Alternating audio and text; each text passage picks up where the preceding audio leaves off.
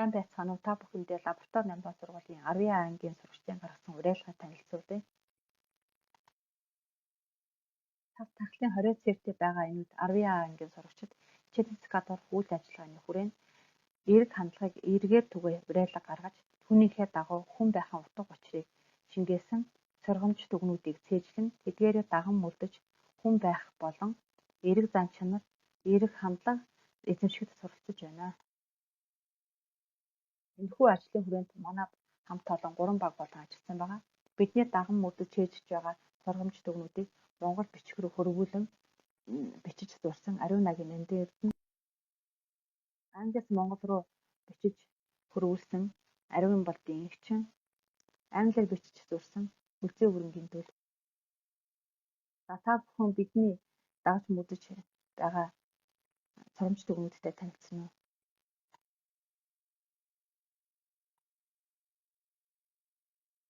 Энэхүү уриалгын зорилго нь эерэг зан чанарын эзэн болох, эерэг зан чанараас эерэг хандлага төлөвшөх, эерэг хандлагатай эерэг хүн бий болоход оршино.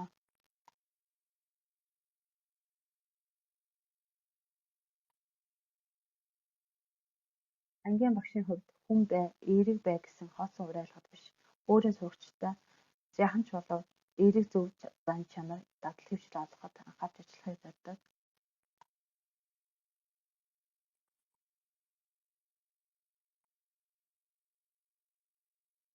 Багш бид нар боловсролын байгууллагын зорилго болох биеийн тамир, оюуны тамир, сэтгэлийн тамир гурыг хүүхэд бүрт эзэмшүүлэх ёстойгоос миний хувьд сэтгэлийн тамирыг эзэмшүүлэхэд анхаарч ажиллаж байна. Сүүлийн үед багш эцэг их бид нар оюуны тамирыг голлон сурагчдыг хэмжээсжүүлэн үнэлдэг болсон. Энэ нь чухал гэдгийг олон улсын эмэгтэй байгууллагуудын удирдагч нар эзэмшихэд дараах байдлаар үнэлсэн байдаг. Сайн инженер, сайн эдийн засагч, сайн ажилтан гэж ямар хүнийг хэлэх вэ гэхээр сайн зөв хүнийг л хэлдэг юм байна гэдгийг батлаад байгаа.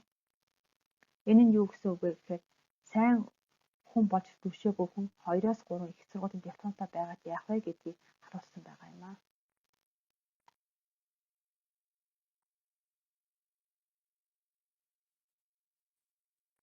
Бид хүн бай, зөв бай гэд уриалаад байдаг. Тэгвэл хүн байлгахын тулд бид юу хийх ёстой вэ гэдгийг анхаарч ажиллах нь чухал. Иймээс багш бид нар сурагчдаа аливаад хүлээстэй хандах зан чанар сургах, нэг ч гэсэн зүйлийг сэтгэлээсээ хийж чаддаг байхад сургах, гараанаасаа цуг гарсан бол барайндаа хурдан удаанд хамаагүй бас л цуг орж байгаараа гэдэг үдлийг төлөвшүүлэх, мөн бусдын төлөө гэсэн сайн үеийн эзэн байх зэрэгт сургах явдал гэж боддог.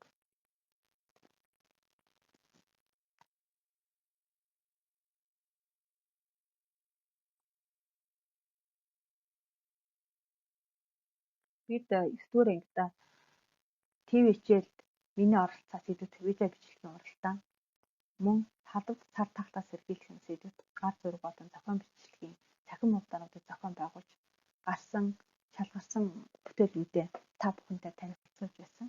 Ингээрээ бид энэ уралдаанаараа бид та бүхэнд юуг харуулахыг зорьсон бэ гэхээр хүүхд сурагчдыг өөрсдийн гэсэн хүсэл эрмэлзэлтэй байлгах, өөрийн гэсэн зөв дадал хөвшилтэй байх, мөн бие даасан сурах арга барилд суралцах зэргийг сургахыг зорьсон.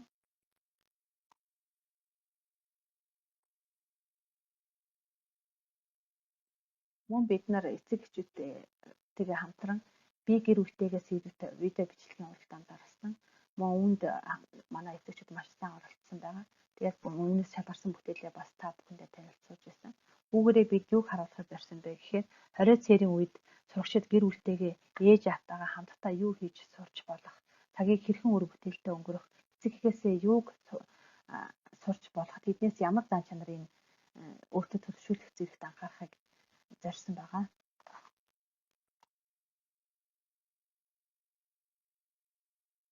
Сард сургуулиас зохион байгуулсан маскад үйлчилгээ аяны хүрээнд видео бичлэгийн уралдаанууд манай ангийн хамт олон 1-р байр эзэлсэн байгаа. Хүүхэд байхдаа эзэмсэн зан чанар нь цааш түүний амьдралын мөн чанар төв тайван болдог гэдэгт итгэдэг. За ингээд хүн бүхэн хариуцлагатай байж хардах түвшнээс урьдчилан сэргийлье гэсэн уриалгаар танилцуулга өндөрлөё.